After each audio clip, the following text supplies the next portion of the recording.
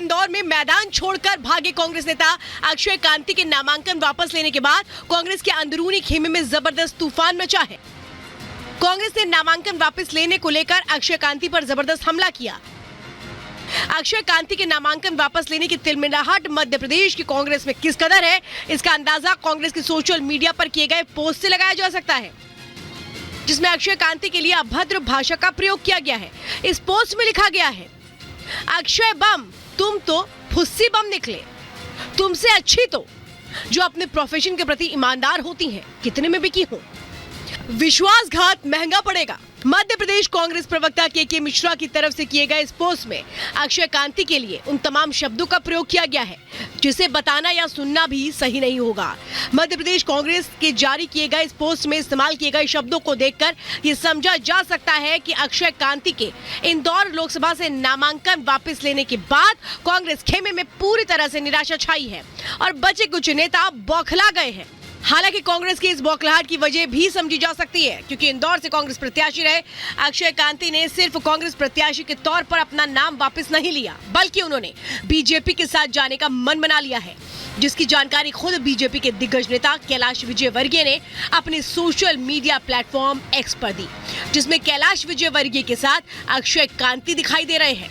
कैलाश विजयवर्गीय ने लिखा, इंदौर से कांग्रेस के लोकसभा प्रत्याशी अक्षय कांती बमजी का माननीय प्रधानमंत्री नरेंद्र मोदी जी, राष्ट्रीय अध्यक्ष जेपी नड्डा जी, मुख्यमंत्री डॉक्टर मोहन यादव, प्रदेश अध्यक्ष श्री वीडी शर्मा जी के नेतृत्व में बीजेपी में स्वागत है।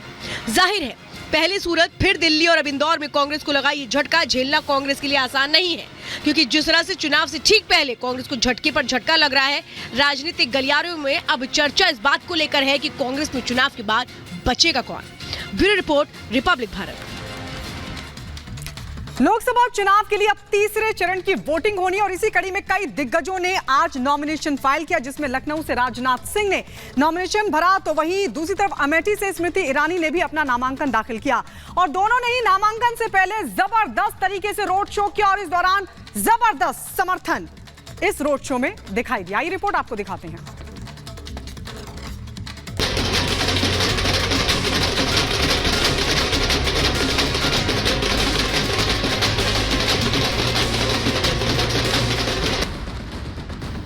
लोकसभा चुनाव के तीसरे चरण का रण सज चुका है। उत्तर प्रदेश में क्लीन स्वीप का टारगेट लिए बीजेपी के दिग्गज चुनावी मैदान में हैं। प्रदेश के अवध क्षेत्र में कमल खिलाने की मंशा लिए कई केंद्रीय मंत्री मैदान में हैं। लखनऊ सीट पर जीत की हैट्रिक लगाने के लिए केंद्रीय रक्षा मंत्री मैदान में उतर चुके हैं। वहीं अमेठी में मोदी की गारंटी के दम पर एक बार फिर केंद्रीय मंत्री स्मृति ईरानी जीत का दावा कर रही हैं। राजधानी लखनऊ और अमेठी की ये दो तस्वीरें ये बताने के लिए काफी हैं कि सियासी समर में बीजेपी कितनी मजबूत है। लखनऊ में अपने नामांकन से पहले केंद्रीय मंत्री राजनाथ सिंह ने रोड शो किया। इस रोड शो में मुख्यमंत्री योगी आदित्यनाथ, डिप्टी सीएम ब्रजेश पाठक, केशव प्रसाद मौर्य, उत्तराखंड के मुख्यमंत्री पुष्कर सिंह धामी भी मौजूद रहे। लखनऊ की सड़कों पर उमड़ी ये भीड़ बता रही है कि लखनऊ को अपने नेता राजनाथ सिंह और मोदी की गारंटी पर भरोसा है।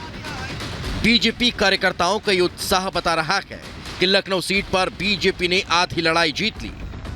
जो यहाँ पर आज फ्लाईओवर है, यहाँ पर मेट्रो है, तमाम प्रकार के पार्क हैं, सड़कें हैं, लाइटें हैं, स्ट्रीट है, बहुत तेजी से लखनऊ का विकास हुआ है और अटल जी के समय में जो काम शुरू हुए थे उन सबको माननीय राजनाथ सिंह जी के नेतृत्व में आगे बढ़ाया गया है। लखनऊ में एक तरफा चुनाव है, विपक्ष पूरी तरह से डिरेल्ड है, फेल है। देखिए उत्तर प्रदेश में 80 सीटें जीतेंगे और अखिलेश 0 सीट पाएंगे। बीजेपी को भरोसा है कि अवध क्षेत्र में मोदी के काम और राम के नाम पर इनका विजय रथ आगे बढ़ रहा है। रक्षा मंत्री राजनाथ सिंह के नामांकन के समय उत्तर प्रदेश और उत्तराखंड के मुख्यमंत्री मौजूद रहे। अमेठी की तस्वीर भी लखनऊ से जुदा नहीं थी। जिस अमेठी को कांग्रेस का गढ़ कहा जाता था, वहां आज विकास का कमल खिला हुआ है। केंद्रीय मंत्री स्मृति ईरानी के नॉमिनेशन में मध्य प्रदेश के मुख्यमंत्री मोहन यादव शामिल हुए। स्मृति ईरानी ने नामांकन से पहले अमेठी की सड़कों पर शक्ति प्रदर्शन किया। बीजेपी प्रत्याशी के समर्थन में उमड़ी ये भीड़ विपक्ष की टेंशन बढ़ा रही है। दिल्ली का सपना देखने वाले इंडी गठबंधन के लिए अमेठी का रण 2019 से ज्यादा कठिन हो गया है। मोदी की गारंटी और अमेठी की जनता से स्मृति ईरानी के जुड़ाव ने सभी सियासी समीकरणों को ध्वस्त कर दिया। भारतीय जनता पार्टी की प्रत्याशी के नाते अमेठी की सेवा में आज मैंने अपना नामांकन अमेठी की जनता के आशीर्वाद, समर्थकों के सहयोग से भरा। इसलिए आज मैं कृतज्ञता के भाव से अमेठी के सभी परिजनों को आपका आशीर्वाद, नरेंद्र मोदी जी को कमल के फूल को मिले, ऐसा उनके शुभ चरणों में अपना ये निवेदन अर्पित करते हुए मैंने आज अपना नामांकन भरा। मुझे प्रसन्नता इस बात की, आज अमेठी में एक नया इतिहास बना। नॉमिनेशन फॉर्म के समय हमारी बहन भारत सरकार की केंद्रीय मंत्री श्रीमती स्मृति ईरानी ने अपना नॉमिनेशन फॉर्म जमा किया। मैं स्वयं इस अवसर पर उपस्थित था। जिस प्रकार से जन सैलाब उमड़ा है, जनता की लोकप्रियता क्या होती है, ये दीदी के माध्यम से हमको समझ में आई है। पूरा अमेठी की जनता, कोई ऐसा घर बाकी नहीं होगा जहां से हमारे बीच अपना समर्थक निकल के सामने नहीं आया। लखनऊ और अमेठी की तरह की ओडिशा के पुरी में भी बीजेपी प्रत्याशी का शक्ति प्रदर्शन देखने को मिला। यहां से बीजेपी ने अपने फायर ब्रांड नेता संबित पात्रा को प्रत्याशी बनाया। संबित पात्रा ने भी आज नामांकन भर दिया। नामांकन से पहले संबित ने रोड शो किया, जिसमें भारी जन समर्थन देखने को मिला। तीसरे चरण के चुनाव के लिए बीजेपी ही नहीं, विपक्ष भी पूरे जोर शोर से लगी रही। बिहार की सारण सीट से लालू की लाडली रोहिणी आचार्य ने नामांकन दाखिल किया। इस दौरान लालू प्रसाद यादव समेत उनके परिवार के कई लोग मौजूद रहे। रोहिणी के चुनावी कैंपेन के लिए लालू यादव बीते कई दिनों से छपरा में ही कैंप कर रहे हैं। वहीं तेजस्वी यादव पार्टी प्रत्याशियों के लिए पूरे बिहार में चुनाव प्रचार में जुटे हैं। चुनावी मैदान में सभी प्रत्याशी अपनी जीत का दावा कर रहे हैं। रोड शो के जरिए अपनी ताकत भी दिखा रहे हैं। लेकिन 4 जून को पता चलेगा कि जनता ने किससे विजय तिलक लगाया है। Bureau report, Republic Bharat. और चलिए अब बात करते हैं तेलंगाना की, जहां पर एक तरह से कहें लड़ाई बहुत दिलचस्प हो चली है। जिस तरह से माधवी लता हमलावर है, ओवैसी पर वो बता रही है कि क्या कुछ हो रहा है तेलंगाना में। फेक वीडियो को लेकर के बड़ा हमला बोला गया है माधवी लता की ओर से। फेक वीडियो फैलाता है विपक्ष, ये कहा गया है। मेरा भी फेक वीडियो बनाया गया था, ये कहा गया। माधवी लता ने ओवैसी पर हमला बोलते हुए क्या कहा है, वो सुनिए सर। इस रिजर्वेशन के तहत उन गरीबों के बच्चे, जो ऑटो वाले का बच्चा है, जो किसी गरीब खानदान से आता है, उनका बेटा बेटी डॉक्टर बन रहे हैं, इंजीनियर बन रहे हैं, डीवाईएसपी बन रहे हैं। बीजेपी को नफरत है इससे। ये क्यों कर? अरे भाई, अगर इस मुल्क का 14% आबादी, बल्कि अगर क्रिश्चियंस को भी मिला लिया, आप सिखों को मिला लिए, 20% की आबादी है माइनॉरिटीज की, अगर वो कमजोर रहेंगे तो मुल्क ताकतवर कैसे होगा, बताइए आप।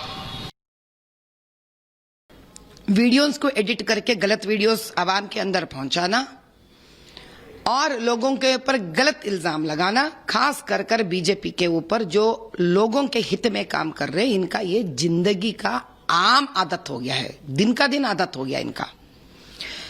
ऐसा कहीं पे भी बीजेपी के सरकार का कोई अधिष्ठान ने आज तक ये नहीं कहा है कि एससी, एसटी, ओबीसी किसी का भी रिजर्वेशन निकालेंगे। जो ये लोग गलत बात करते हैं, वो इस मुद्दा पे निकाल के बात कर रहे थे जो बेंगलोर में हुआ था, जहां पर ये लोग 4% की रिजर्वेशन मुस्लिमों को देने के बाद कह रहे थे। वहां पे ये लोग गलत फायदा उठा रहे थे हर बात का। तब अमित भाई ने ये क्लैरिटी दी थी उनको। जिस वीडियो को ये लोग एडिट कर अपना मनमानी कर रहे हैं, उनके ऊपर केस भी दर्ज करे हैं। अब जल्दी वो लोग बाहर निकलेंगे, उनको कड़ी सी कड़ी सजा होगी।